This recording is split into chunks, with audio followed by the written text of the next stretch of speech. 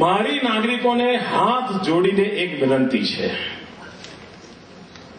કે આ વ્યવસ્થાને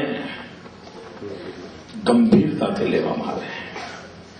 સહજ નાની બાબતમાં, કારણ કે લગભગ તમે આમ રસ્તામાં જાઓ તમને આમ 108 દેખાશે, એટલે જે કઈ દેખાશે, અને નાની નાની વાતમાં જો ટેલિફોન કરીશું આપણે તો એમની જે આજે ઉમંગ છે ને એમાં ઘટાડો થશે. એમને તમે ઉભા રહો, તપાસ કરો, સાચો ફોન છે ખોટો ફોન છે.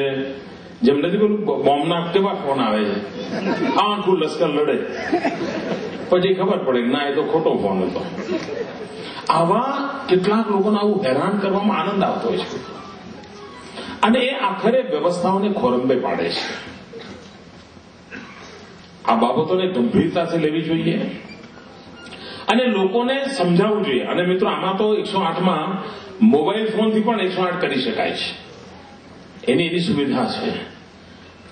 સહજ રીતે કોઈ પણ જગ્યાએ આપણે પણ કઈ એક્સિડન્ટ જોઈએ તો આપણે પણ કહી શકીએ 108 આ બાજુ મેં આવું જોયું છે, તમે સેવા મળે તો સારું, અને લગભગ સેવા પહોંચતી હોય છે. મિત્રો, મારો અનુભવ છે મુખ્યમંત્રી તરીકેના મારા કાર્યકાળમાં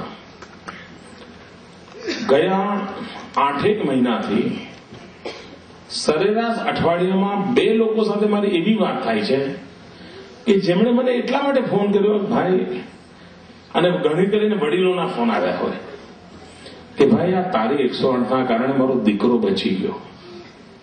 લગભગ મારો અનુભવ અઠવાડિયામાં 2 કદાચ ફોન આવતા હશે, પણ મારી જેમની સાથે વાત થઈ છે સરેરાશ 2 ફોન છે કે જે એમ કહે છે કે ભાઈ તારી આ 108ના કારણે મારો દીકરો બચી ગયો. ગુજરાતમાં જે રીતે વાહનોની સંખ્યા વધી રહી છે, ગુજરાતમાં જે રીતે રોડની સુવિધાઓ વધી રહી છે, અને આ વ્યવસ્થાઓ એવી છે કે જે એક્સિડન્ટને નોતરતી હોય, અને એવા સમયે જો આપણે આવી વ્યવસ્થાઓ ઊભી ન કરીએ તો કેટલી મોટી મુસીબતો સર્જાય એનો આપણને અંદાજ આવી શકે છે. અને તેથી મિત્રો, ગુજરાત જેવું રાજ્ય જ્યાં વાહનોની સંખ્યા વધારે છે, જ્યાં રસ્તાઓની સુવિધા વધારે છે, જ્યાં અકસ્માતોની સંભાવના વધારે છે, અને જ્યાં જિંદગીના જોખમ વધારે છે, ત્યાં 108ની સેવા દેશના કોઈ પણ ભાગ કરતા વધારે પૂરક બને છે મિત્રો. અને એ સમજીને આગોતરી વ્યવસ્થા જેને કહી શકાય એને ધ્યાન રાખીને રાજ્ય સરકારે આટલું મોટું ખર્ચાળ કામ માથે લીધું છે મિત્રો. આ કરોડો રૂપિયા સામાન્ય માનવીની જિંદગી બચાવે. મિત્રો, જેમ એમણે કહ્યું ભાઈ અત્યાર સુધીના આંકડામાં લગભગ 6000 કરતા વધારે લોકોની જિંદગી બચી ગઈ છે. બીજું જે કામ કર્યું છે આપણે કે 108ની સેવા હોય અને સામાન્ય રીતે અકસ્માતના કેસમાં યા હાર્ટ પેશન્ટ હોય એવા કેસમાં first hour is a golden hour. એ પહેલા કલાકમાં જો એને સેવા મળી ગઈ તો લગભગ જિંદગી જીવી જવાની સંભાવના વધી જાય છે. આ પહેલો કલાક જ મહત્વનો હોય છે. ગમે તેવી ગંભીરમાં ગંભીર પરિસ્થિતિમાં પહેલો કલાક જો સચવાઈ ગયો તો કદાચ ઈશ્વર પણ આપણી મદદે આવી જાય છે અને પેશન્ટ બચી જાય છે. આ આખી 108ની સર્વિસની ટ્રેનિંગ જ એવી છે કે ફર્સ્ટ ગોલ્ડન અવરને કેવી રીતે સાચવી લેવો. અને તેથી મિત્રો, આ માત્ર એમ્બ્યુલન્સ નથી, એક પ્રકારે હરતી ફરતી હોસ્પિટલ છે. અને એમાં જે સેવા કરનાર મિત્રો છે એમની સ્પેશિયલ ટ્રેનિંગ થયેલી છે. હાર્ટનો પેશન્ટ હોય તો ઇમિડિયેટ એની જે સારવાર કરવાની હોય એ વેનમાં જ કરી દે છે લોકો, અને બચાવવા માટે ભલામણ કરે છે. ગંભીર પ્રકારનું એક્સિડન્ટ થયો હોય, લોહી નીતરતું હોય, એની તાત્કાલિક હોસ્પિટલ પહોંચવા સુધીની સેવા એ પહોંચાડે. કારણ કે એક તો વેનને પહોંચતા સરેરાશ 14 મિનિટ આવી છે, અને વેન પહોંચ્યા પછી હોસ્પિટલ સુધી પહોંચવાની સરેરાશ 20 મિનિટ આવી છે. અને વાગવા અને ફોન વચ્ચે જે કોઈ 5-10 મિનિટ ગઈ હોય જુદી. આમ પહેલી સેવા 40-45 મિનિટ પર થઈ જાય છે. આપણી પાસે માંડ બચતી હોય છે 15 મિનિટ. એવી વખતે હોસ્પિટલમાં એને પૂરી સેવા મળવાની છે. એની પ્રાથમિક વ્યવસ્થા એને આ વાનમાં મળે એના માટેની વ્યવસ્થા એમાં હોય છે. અને બીજી મહત્વની બાબત છે, આ રાજ્ય સરકારે ઠેર ઠેર ટ્રોમા સેન્ટર્સ એનું નેટવર્ક ઉભું કર્યું છે. થોડા દિવસ પહેલા હું સુરતમાં આવ્યો હતો એક ટ્રોમા સેન્ટરના ઉદઘાટનને માટે. મિત્રો, આ ટ્રોમા સેન્ટર અને 108 એનો સીધો સંબંધ છે. પેશન્ટ જેટલા જલ્દી ટ્રોમા સેન્ટર સુધી પહોંચાડી શકાય, કારણ કે ટ્રોમા સેન્ટર મોસ્ટ મોડર્ન, એકદમ ફાસ્ટેસ્ટ વેમાં સારવાર આપવા માટેની બધી ટ્રેનિંગ અને સાધનો સહિતની બધી વ્યવસ્થા હોય છે. તો રાજ્ય સરકારે જેમ 108 ખાલી દોડાવવાની કામ નથી ચાલતું, એનું લિંકેજ ગોઠવવું પડે છે. અને એ લિંકેજ ગોઠવવાનો પણ પ્રયાસ આ રાજ્ય સરકારે પૂરજોશથી કર્યો છે. અનેક જગ્યાએ ઊભું પણ કર્યું છે. જ્યાં હજુ બીજી જગ્યાએ આવશ્યકતા લાગે છે કે આ મોટા એક્સિડન્ટ ઝોન્સ છે ત્યાં એને ઊભા કરવાનો પ્રયાસ થઈ રહ્યો છે.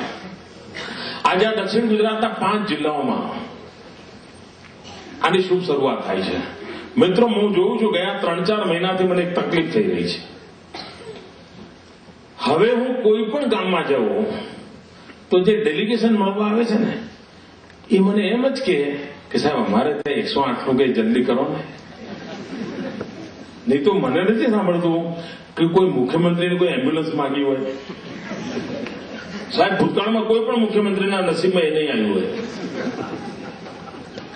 કોઈ મુખ્યમંત્રીને કોઈ એમ્બ્યુલન્સનું મેમોરેન્ડમ આપ્યું, હોસ્પિટલનું આપ્યું હોય, રસ્તાનું આપ્યું હોય, પુલ બનાવવાનું આપ્યું હોય. સાહેબ, 108 એટલે જાણે એને એમ લાગે છે કે અમારા જીવનમાં કઈ ગ્રેડેશન વધી ગયું. 108 તો અમારે ત્યાં જોઈએ. હું દક્ષિણ ગુજરાતમાં ગઈ વખતે આવ્યો અહીંયા એક હોસ્પિટલના ઉદઘાટન માટે, તો હોસ્પિટલ કેર નહીં, એના પહેલા એક હોસ્પિટલમાં આવ્યો. હા, મહાવીરમાં. મિત્રો, ખબર નહીં કેમ સુરતમાં હમણાં આરોગ્ય માટે જ આમ થાય છે. કોઇન્સિડન્ટ છે. સતત ત્રીજો, અને તે પણ આરોગ્યની સેવાઓ માટે.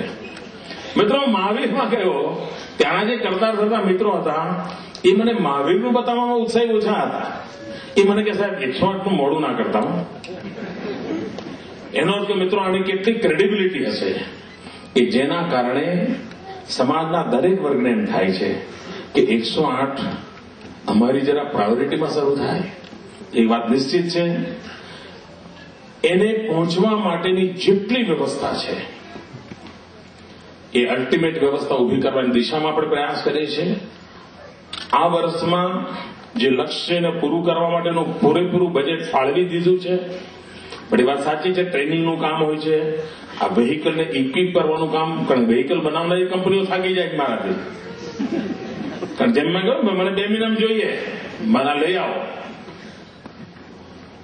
કારણ કે એકવાર નક્કી કર્યું કે કામ એના સમયમાં પૂરું થવું જ જોઈએ, એ મારી મથામણ છે. અને એના ભાગરૂપે આ કામ ચાલી રહ્યું છે. મને વિશ્વાસ છે કે આરોગ્યની આ સેવાઓ, હવે હું એવું તો ન કહું ને કે અમારા 108 ના પાયલોટો એમને ખૂબ સેવા કરવાનો અવસર મળે, એવું તો ન કહું ને. હું તો કહું ભાઈ આ 6 મહિના બેઠો પગાર ખાજો ને ભાઈ, દોડવાનો વારો જ ના આવે. આપણે જેવું છીએ ને, દોડવાનો વારો જ ના આવે, બેઠા પગાર ખાજો. પણ ભાઈઓ બહેનો, આરોગ્યની સેવાઓ ગમે તેટલી ઊભી કરીએ, પણ જ્યાં સુધી પ્રિવેન્ટિવ હેલ્થ કેર માટેનું એક સામૂહિક મન જો નહીં બનાવીએ, એક જવાબદારીનું વાતાવરણ ઊભું ન કરીએ, તો બધા જ પ્રયાસો વામણા પુરવાર થતા હોય છે. અને એક નાગરિક તરીકે, એક સમાજ તરીકે, એક શહેર તરીકે આરોગ્ય માટેની પ્રિવેન્ટિવ વ્યવસ્થાઓ માટેની આપણી જાગૃતિ અનિવાર્ય છે. ઘણીવાર આપણા લોકો સિંગાપુર જઈને આવે, હવે તો બધા હરિદ્વાર મથુરા નથી જતા. ક્યાં ગયા હતા? એમ કે વેકેશનમાં સિંગાપુર, છોકરાઓને સિંગાપુર બતાવ્યા, દુબઈ બતાવ્યા. પછી આવીને આપણને એમ કે સાહેબ શું સ્વચ્છતા છે ત્યાં, નીટ એન્ડ ક્લીન, એમ ક્યાંય કચરો ના પડ્યો. મેં તમને ગમ્યું? હા ગમ્યું. કોઈ કચરો નાખતો જોયો તો?